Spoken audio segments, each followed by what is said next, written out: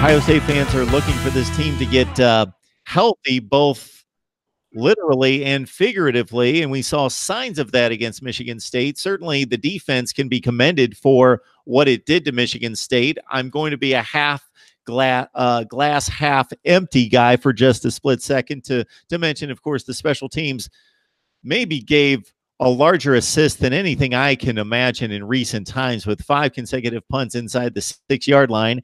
And then also a Michigan State offense that certainly Sparty's still good. They're 6-4. They're going to go to a bowl game. They've beaten the likes of Penn State and Purdue this season, so they've been strong on occasion, but little beat up at running back and wide receiver, and a quarterback issue with Brian Lewerke and now Rocky Lombardi. So it's not a fully charged Michigan State team, but for the Buckeyes to go up there in what was considered to be a field goal game by Vegas and to win it by 20 and get the running game going in the second half was probably the biggest sign of life for Ohio State football this week.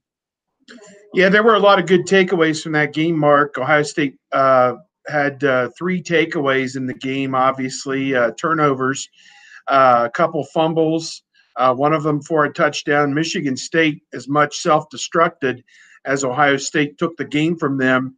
One of the turnovers was a snap that hit the motion man in the end zone, and Draymond Jones from Ohio State fell on the ball, and that took a 9-6 game up to 16-6. Now, you have to admit, as you mentioned a moment ago, Michigan State was backed up to its own goal line because the Ohio State punter, Drew Chrisman, in the gunner in the play, Terry McLaurin, the wide receiver, got down there and downed the ball at the 1-yard line. So time and again, Ohio State was able to execute that on the punt.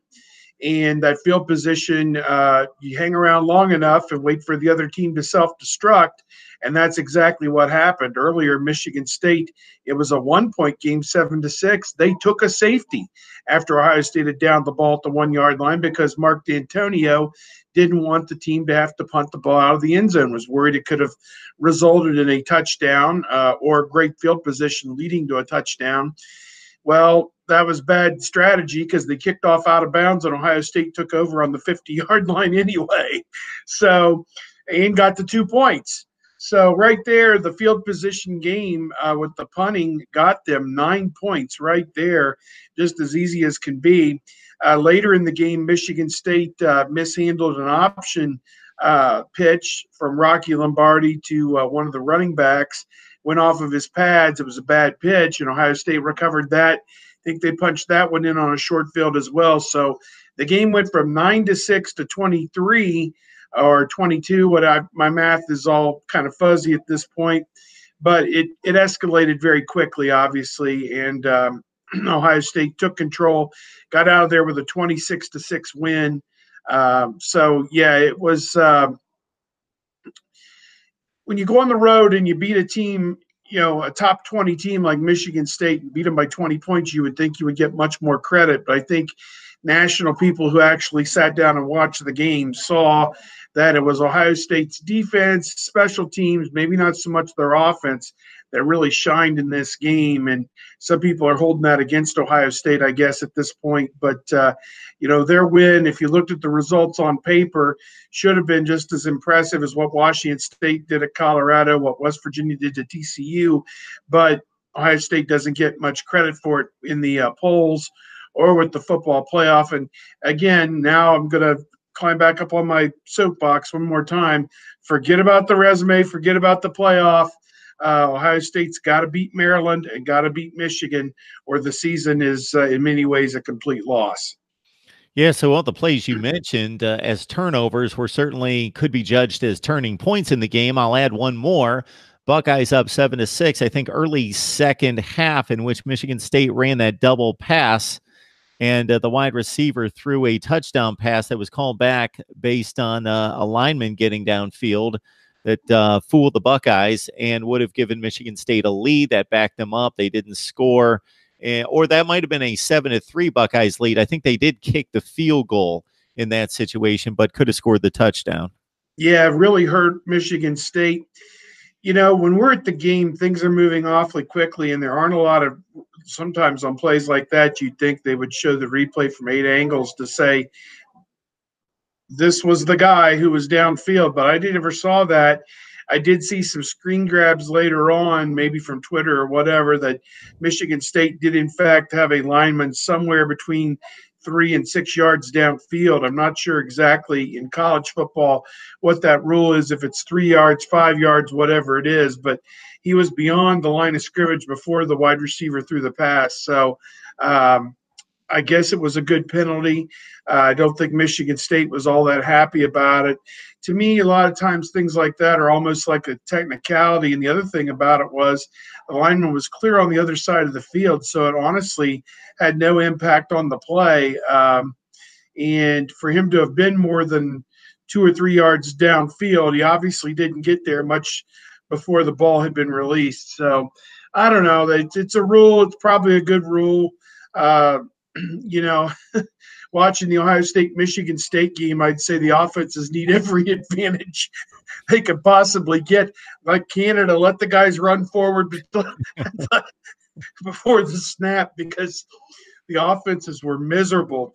And some of it had to do with the conditions. I get you that. It was 35 degrees at game time. There was a steady wind, anywhere 10 to 20 miles per hour out of the west, a cold wind, which made gripping the football, catching the football, anything involving the football difficult in this game. So I think we saw the same thing with the Iowa Northwestern game. They had a lot of the same problems that Ohio State had, that Michigan State had. Ohio State, in my mind, Mark, the lesson I come away with this game is that they came together as a team in a tough environment, a tough place to play typically for a lot of schools, against the top 20 team, and they gutted one out. And their defense, regardless of how bad Michigan State is offensively, made plays, got stops, held them to 2 field goals and something like 270 yards total offense. That's a good day at the office for an Ohio State defense that we talk week in and week out has been much maligned, giving up big plays. They gave up one long run to Rocky Lombardi, who just has a live arm. I think he's going to be difficult, I think, for Big Ten teams to contend with going forward. But the Buckeye defense, I think, is a story coming out of this game that if they're able to play anything close to that, here they're going to play Maryland, who lost their quarterback and is on a second running back, although that running back just had a 200-yard game against Maryland. And then you get against Michigan with all the weapons that they have with Shea Patterson, Karan Higdon, Donovan Peoples-Jones, and everybody else connected with that offense. They're going to need to play their best football of the year the next 2 weeks in order to get through this period. I mean, Maryland is a team against Illinois that had 700 yards offense and 63 points. Then they played Michigan State the next week and got a field goal and 100 yards. So if you could tell me what's going to happen in this Big Ten 1 week to the next, it's kind of crazy. But Ohio State can't afford to overlook Maryland. This is a team that beat Texas early in the season, although, as we said, Tyrell Pigrome will play quarterback instead of Kasim Hill, and that may be a little bit of a drop-off because Hill's a better thrower. Pigrome is probably more of a dual threat guy, so I guess we'll see how that shakes out. And that being said about Hill being the better thrower, this Maryland passing offense was in the bottom 5 or 6 in the nation in yards per game. The rushing offense is in the top 20 with, as you mentioned, Anthony McFarland, who was a highly recruited running back, actually the son of Booger McFarland, who does Monday Night Football now at ESPN. And also you've got Ty Johnson, who's been in the Big Ten for quite some time and a leading rusher there at Maryland ever since he stepped on campus. And both those kids are averaging over 7 yards per carry. So certainly a challenge to the Ohio State rush defense, if not the pass defense. Maryland, it's very odd. You mentioned the explosion against Illinois, and they scored 32 against Indiana, but sandwiched in there 3 points against Michigan State and nothing, a goose egg against Iowa. So Ohio State, they're a substantial favorite, as they should be, but it's only around 2 touchdowns, which somewhat surprises me, even though the game's on the road. Yeah, I think maybe the odds makers are of a belief that Ohio State is coming off an emotional win at Michigan State, where You had to go to extraordinary effort in a kind of a physical sledgehammer type game. It's natural to have a letdown in this week after that game and leading into the Michigan game. It is natural to have that type of a letdown. The Maryland situation to me is interesting. And again, I think everybody connected with college football is sad about the offseason situation with Jordan McNair and his death, and that should have never happened. I've been very outspoken in recent years personally about the lengths that these teams and these programs and these strength and conditioning people go to in the offseason. It's almost counterproductive, it seems to me at times. Perhaps one of the best situations was Willie Taggart took over at Oregon, and under Helfrich, they only won 4 or 5 games, and he was fired. And like within a month, they had guys coming down with Rabideau because they were putting them through a brick wall because they didn't win enough games for the previous coach. And so I know we're off on a sidetrack here, but my feeling is, what does that mean in January that somebody can do one more of whatever or whatever or whatever? The most important thing is sports performance, is getting those people so that they perform their best on the field for 12 Saturdays between September and November. And I know toughness and mental toughness and back them into a corner and see how they respond and all that stuff is important. I get that. But my hope is that that situation at Oregon, this situation in Maryland, there was a situation in Iowa not too long ago. Different places, we've had people who've overdone it and treated people the wrong way, treated them like dogs, not human beings, not college students, not athletes. And I hope that as a industry, we, the media who are trying to hold some of these people accountable, and the college coaches and their strength and conditioning coaches are held accountable for what's happened, because it has in some cases veered way too far beyond just getting guys ready to play in the fall. It's become a test of manhood, a thing where you can say anything you want to somebody and treat people any way you want. And it's just not, it just doesn't make any sense to me why we've come to that point. These coaches, I mean, you look at Durkin. He was in his, third year of a 5-year contract. I mean, why would you ever jeopardize not being there the full 5 years by going to such extreme levels like this? I just don't understand. I know you didn't win up to your thought or what maybe the boosters thought or whatever, but why would you ever risk that job over something so trivial as putting somebody through some terrible workout on June 14th or whatever the day was when this tragedy happened?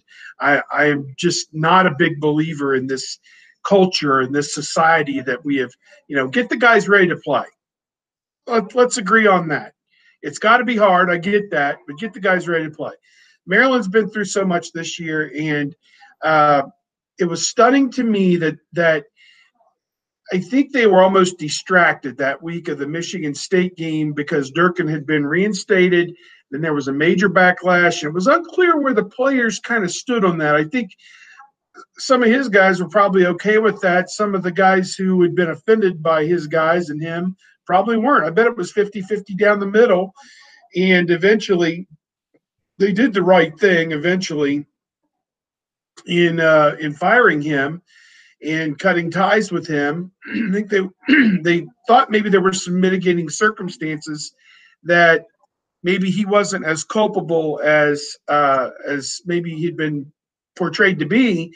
But I couldn't believe that they didn't come out with a better showing against Michigan State. You would have thought that would have been a rallying cry that brought them all together, and instead they laid a complete egg.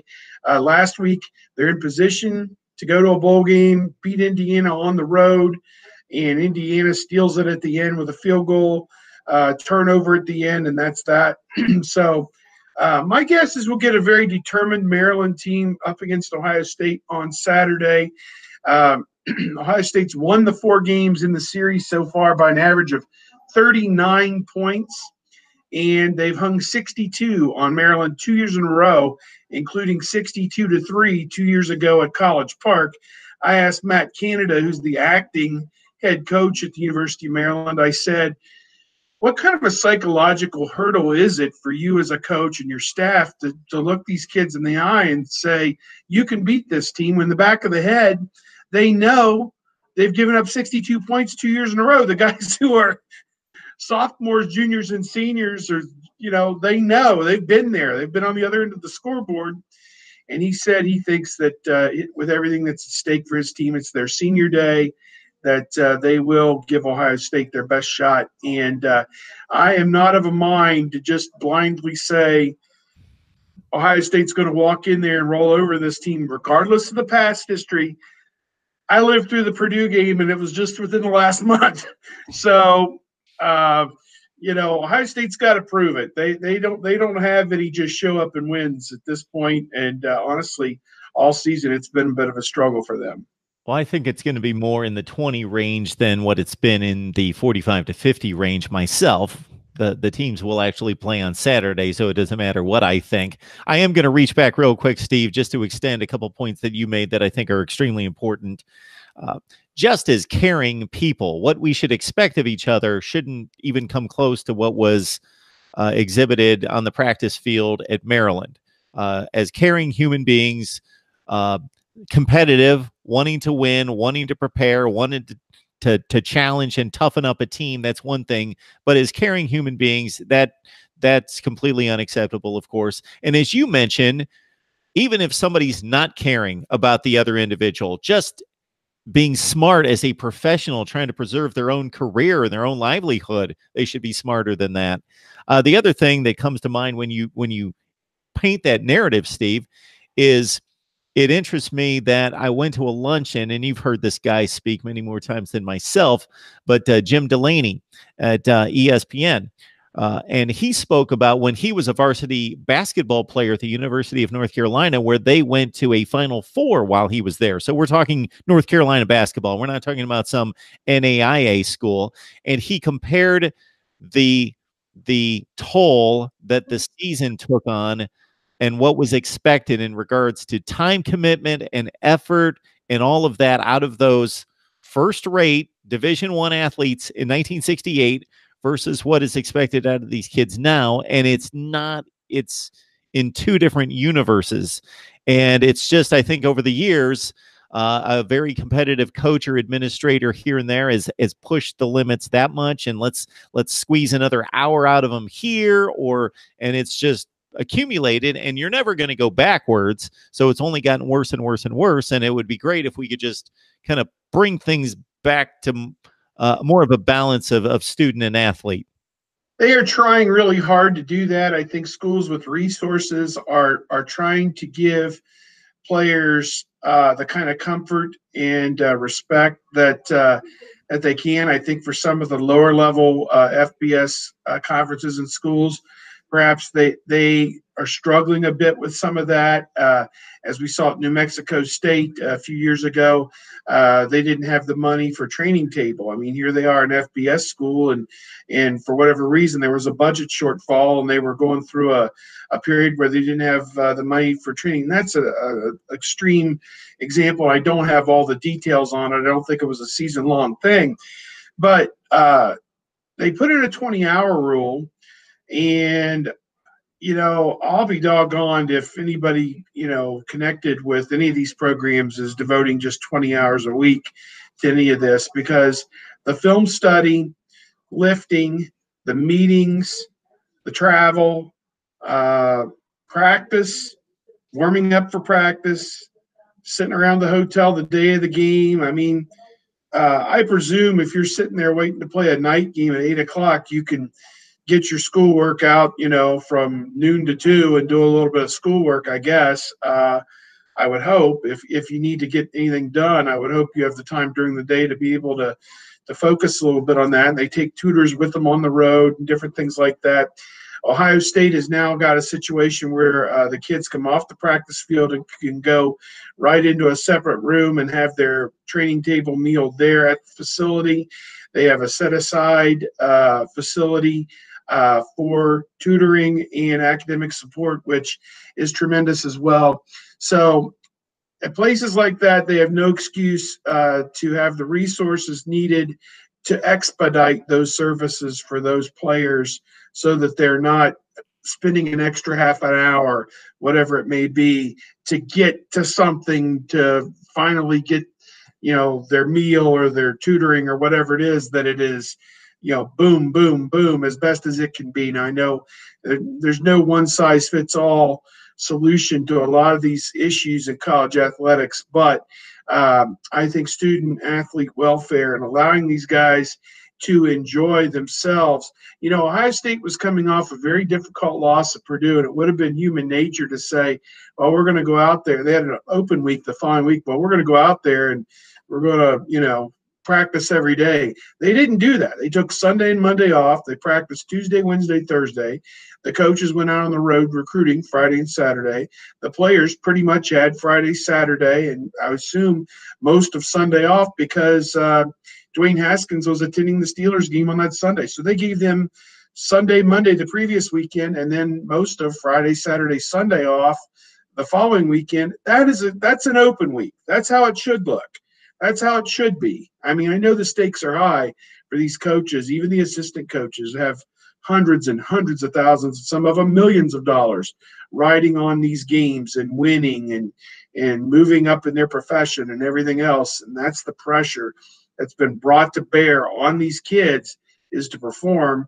And these coaches sometimes lose that perspective. And, I think I applaud Ohio State the way, from my standpoint, the way it seems they handled that open week was, we're going to get better Tuesday, Wednesday, Thursday. You may have obligations to lift Monday or Friday, but otherwise, you have some time set aside to go home. A lot of the kids went, a few of the kids who were from Texas went home to Texas and went to different places and had that ability to fly out and come back. It's always insightful commentary from Steve Hellwagon. You join him on 247 Sports Bucknuts. He is a Big Ten senior writer for 247 Sports.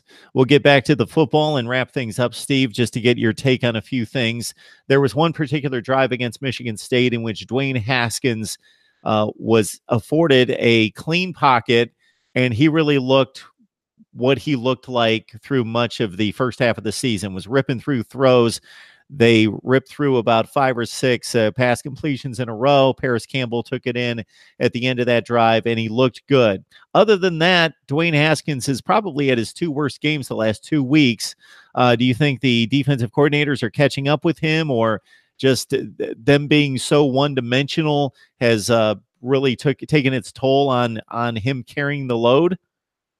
Yeah, I think the Nebraska game the week before, they were really trying to get the running game back going again. So I think the pass game was a little bit out of sync.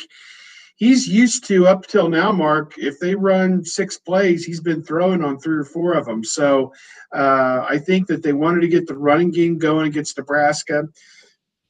That ended up a much closer game than I think the staff, anybody thought it was going to be. I think it was a 5-point win, 36-31. Something like that. Kind of underwhelming, I think, a lot of people's minds when you're playing a team that was 2-6, I believe, at the time. So Nebraska has turned out. I mean, they played an outstanding game this past week, and by all rights, I think they're 3-7. Very well could be 6-4 or something like that very easily. That's how good a team they are. Just have had some bad breaks that have gone against them at times. So I look at it that game was not a game where they put his needs and the need of the pass offense first. They wanted to get Dobbins and Weber going, which they did. And then this past week, the conditions were not conducive. As I said, 35 degrees, 20-mile-per-hour winds. Yeah, he had some throws that kind of sailed high and wide. His protection was not as good. Kenny Willekes from Michigan State, number 48, is a pretty good defensive end. He exerted some pressure at times. Dwayne had one pass to Johnny Dixon on a crossing route that went off his hands, that if he catches that one, he may still be running for a big gain.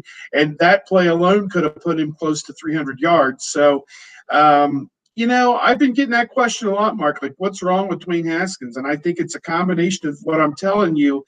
And as you pointed out, I think when you have now 9 or 10 games on tape and people can study and see this is what he loves to do. And it's pretty simple what he loves to do. He loves to hit the guys on the crossing route. He loves to hit the flanker screen that they set up for Paris Campbell. And he doesn't throw downfield a whole lot. And they misfired on one to Terry McLaurin over the top. Just overthrew him by a couple of yards, maybe. Some people thought, why isn't Terry laying out to catch that ball even? That's how close it was. I don't know. Maybe he couldn't visualize where it was at. I don't know. But, one throw here, one throw there, his final numbers look a lot better. And then maybe he's not dealing with those questions that, why is he struggling so much? Maryland, I think I believe, have a very good pass defense. They've got some great athletes. I think they're top 20 nationally in pass defense and probably top 10 in pass efficiency defense, Mark, because they lead the country with 17 interceptions this season. Now, 5 of those came against Rutgers, so you should put a star by that because, those numbers should be thrown out. But 17 interceptions for the season, and Trey Watson, outstanding linebacker, he's got 5.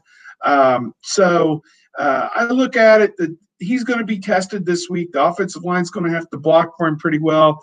Guys are going to have to make plays for him. You'd say Austin Mack's been out of the lineup the last couple of weeks, but he was never more than about a 3-catch-a-game guy. The upperclassmen, Dixon, McLaurin, and Campbell have been carrying the load, and KJ Hill as well. Those 4 guys have been the mainstays in this offense. So I'm interested to see how they do against Maryland, which seemingly has a legitimate pass defense. I think it'll be a really good game, probably for a half or 3 quarters. But I think Ohio State's physicality, as we saw against Michigan State, one of the longtime reporters just noted to me that in the fourth quarter, when this game was on the line, Ohio State dominated on both sides of the line, offensively and defensively, and Michigan State, just kind of willowed away at the end. And I think probably the same thing will happen this week with Maryland. So the one obvious name to bring up in response to the passing game situation, Steve, of course, is Tate Martell. So how about that? Right there.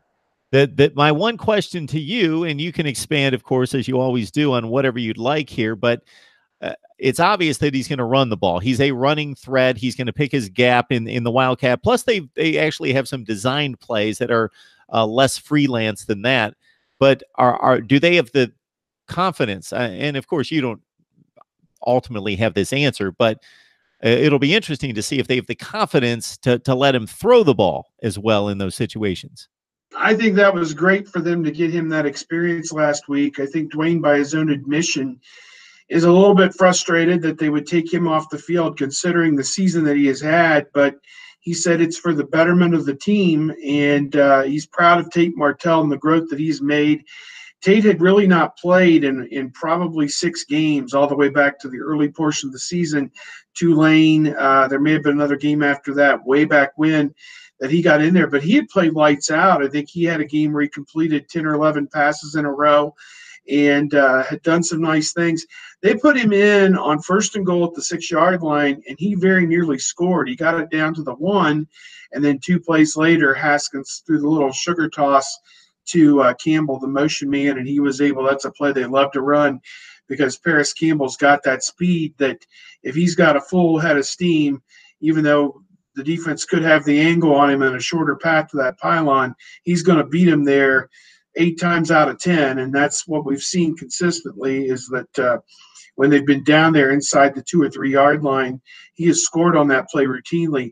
They brought Martell back later in the game and again on the goal line, but I'm getting a thing. I'm going to need to put the battery on my computer, but I will do that here in just a moment. But the point I was going to say is there was a fumbled snap. Michael Jordan sent him a bad snap wide of him. It went off his hands, and instead of falling on it, he made the rookie a mistake of trying to pick it up on the run.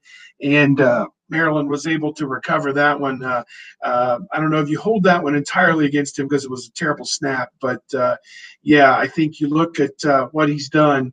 I think it warrants another shot down there, no doubt about it. I'm going to go grab that cord. One sec. We got Steve Hellwagon on the line from Bucknuts, 247 Sports platform for Ohio State football. Of course, the Buckeyes have a trip to College Park to take on the Terps. Ohio State, despite all the criticism, despite the lack of respect by many in the College Football Playoff Selection Committee boardroom at number 10, and the lowest ranking of the one-loss teams, has the date against Maryland. Then, of course, the big showdown against Michigan, unless they trip up for the Big Ten Eastern Division Championship and a trip to Indianapolis. And I've got basically one more topic to bring up with Steve. We will have Steve Hellwick, not to be confused with Steve Hellwagon, coming up next to talk Texas football with the Longhorns taking on Iowa State, with still a shot at a Big 12 championship in line, and also some MAC football, as Steve writes for the SB Nation platform for the MAC Hustle Belt. All right, Steve, I guess we got to go there in regards to what's been in the news for the past few days. So we're going to leave it on a down note, unfortunately. Is there any reason for any of us to read through on any of this chasing of the story regarding what Zach Smith apparently said and what Urban Meyer apparently heard on the practice field or in the facility somewhere at some point? Yeah, it seems what Brett McMurphy reported, there was some type of an on-field altercation during the 2017 season involving Zach Smith, the wide receivers coach, and Trayvon Grimes, who was a big-time wide receiver recruit from Fort Lauderdale, St. Thomas Aquinas High School, which has been so great to Ohio State. The Bosa brothers are from there, and Ohio State has tapped into that wealth of talent down there. Zach Smith and Trayvon Grimes built a tremendous rapport during the recruiting process. And so for this story to come out this week that there was some type of altercation between them is it's very interesting, I guess. I guess there was some sort of incident. Trayvon, I think, as somewhat of a punishment, was left off of a travel roster for a game that came up after that. He had played in 3 or 4 of the early season games last year and had 3 catches. And, I mean, we talk about this wide receiver group. All the guys who are here now were there last year. Hill, Campbell, McLaurin, Dixon, Victor, Mack. It was not realistic that a true freshman was going to break into that group and play a whole lot. So I think Trayvon Grimes may have been a little bit frustrated by his role, maybe didn't take to the hard coaching that Zach Smith may have had with him. It was alleged that a racial epithet was used in the process of a practice or coaching or however it was. And Brett McMurphy ran with that allegation. I don't think he's got Trayvon Grimes on the record saying he ever was told that. What he has is people at Florida saying that that's what Trayvon Grimes told them. Trayvon Grimes' estranged father, LeBron, I believe is his name, saying that that's what Trayvon had told him. An uncle told, or a supposed uncle or friend of LeBron told him that. So there's a lot of secondary information here. And you never know where there's smoke, there's fire. But when the report hit the internet yesterday on Stadium, Ohio State wide receivers came out of the woodwork. And almost immediately it was Paris Campbell, Terry McLaurin, Austin Mack was very outspoken, saying that they were there. I think some of them said they helped pry the two apart, that what was allegedly said was never said in the course of that incident. And moreover, to the point of saying, had anything like that ever been said, there would have been an immediate revolt right there on the field, and I'm sure that the coach would have been out of a job. Ohio State acted very swiftly. Gene Smith, the athletic director, Michael Drake, the president, who are both African Americans, issued separate statements saying that they had no knowledge of any such incident. Everybody has that is under their purview at Ohio State. Not that Zach Smith is currently under their purview. Goodness, what an episode this has been. Nobody at Ohio State can recollect that this ever happened. So we talked to Paris Campbell again today, or at least our first chance to talk to him. And he said that we reacted out of love for our university and our program and our coaches to say that this never happened. This is not a program where something like anything like that's abided.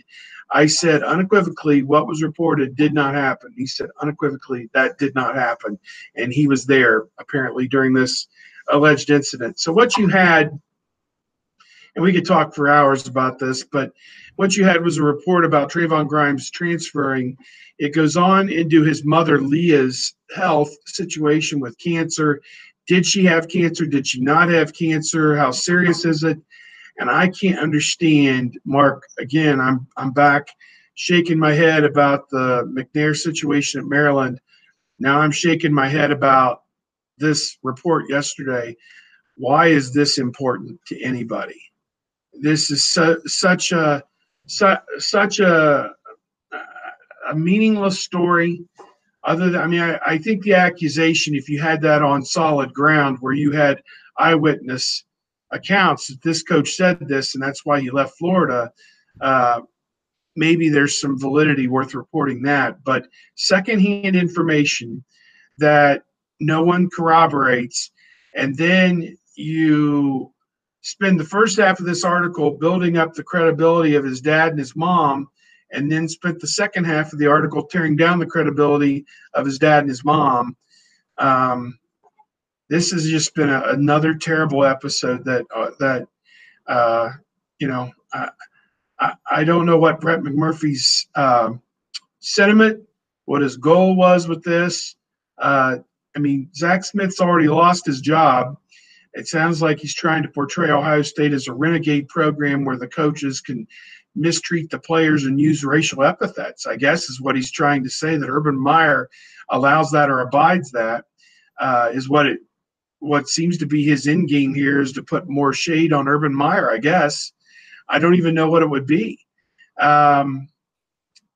Reports that Trayvon Grimes asked the Florida sports information director, who had gotten requests from McMurphy to talk to Grimes, that no, I don't want to talk to him, and would you please tell him to stop contacting my mother? I mean, at what point, what story are you chasing? I have never, ever in my 30-some years of doing this, ever had a story where I felt the need that I needed to harass somebody's mother about something involving their son and her health situation and trying to get her medical records. And was this a valid transfer? Did Ohio State go along with this to make it a valid transfer because he'd been wronged at Ohio State? I can't find the motives for this story. It seems like a big fishing expedition. And, he leaves it out there for the reader's interpretation, I think a lot of it. But sounds like it was a one-day blip. And, other than what we asked Paris Campbell about tonight, it really never came up in the course of the activities today. And I think that this is an episode that's behind them. And, I guess I don't know what else to say. I don't want to say anything more critical about Brett McMurphy, because I don't know what good that really does to name call and say things. But it just he didn't find a lot of support in the journalism community based on what he reported. I mean, he took her private information, her health, and put it all out there for everyone to see. For what purpose? I can't ascertain what the purpose was. I don't know why that was important. Why was that germane to this story? I don't know. Yeah, we could conjecture, certainly, but I don't think you want to do that. Neither do I. Considering the levity of this topic and what's being stated on the chat room involving things that could be talked about and asked next week during Michigan Week, we will leave that to rest. We've taken up a ton of your time, Steve, so we appreciate it. Glad to do it, Mark. Thank you so much, Steve. We appreciate get together next week to talk about the game. Absolutely, we will.